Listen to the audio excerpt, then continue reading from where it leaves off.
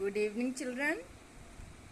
बच्चों, आज हम हिंदी व्याकरण में आप लोगों को अलंकार के विषय में बताएंगे कि अलंकार किसे कहते हैं और अलंकार कितने प्रकार के होते हैं।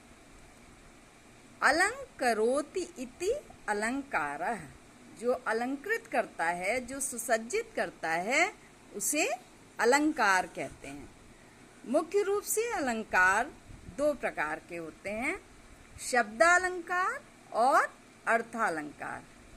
जहाँ शब्दों के द्वारा, शब्दों के माध्यम से चमत्कार उत्पन्न होता है वो शब्दालंकार होता है। जहाँ अर्थ की दृष्टि से चमत्कार उत्पन्न होता है वहाँ अर्थालंकार होता है। तो शब्दालंकार के मुख्य रूप से तीन भेद हैं। पहला अनुप्रास अलंकार, दूसरा यमक अलंकार, तीसरा श्लेष अलंकार। तो सबसे पहले हम बात करते हैं अनुप्रास अलंकार की।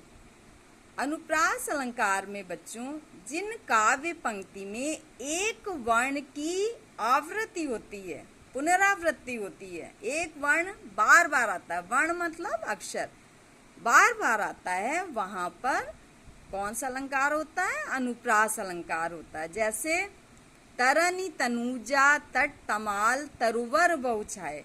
अब यहाँ पर बच्चों त वर्ण की आवृत्ति हुई है, तो त वर्ण की आवृत्ति हुई है, तो यहाँ पर अनुप्रास अलंकार है। रघुपति राघव राजा राम, यहाँ पर बच्चों र वर्ण की आवृत्ति हुई है, तो इसलिए यहाँ पर अनुप्रास अलंकार है। और भी बहुत से उदाहरण हैं, जैसे चारु चंद्र की चंचल किरणें, तो यहाँ पे बच्चों चा वर्ण की आवृत्ति है, इसलिए यहाँ पर अनुप्रास अलंकार है। अब आते हैं हम लोग यमक अलंकार पे।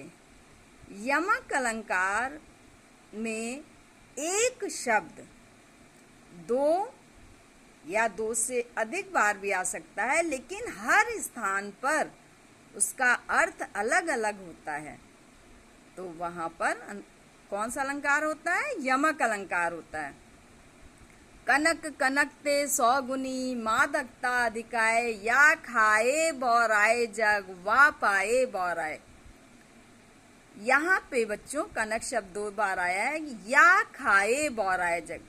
तो जो या खाए बौराए जग मतलब प्रथम कनक शब्द का अर्थ है धतूरा, और द्वितीय शब्द जो कनक शब्द है उसका अर्थ है सोना।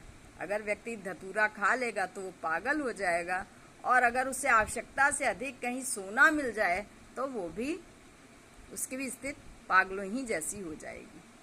तो कनक कनकते सौगुनी मादकता अधिकाए, या खाए बौराए जग वा पाए बौराए। प्रथम कनक का अर्थ है धतूरा और द्वितीय कनक शब्द का अर्थ है सोना। अब आते हैं बच्चों हम लोग श्लेष अलंकार पे। श्लेष का अर्थ होता है चिपका हुआ। जिन काव्य पंक्ति में एक शब्द में कई अर्थ चिपके हुए होते हैं वहां पर श्लेष अलंकार होता है।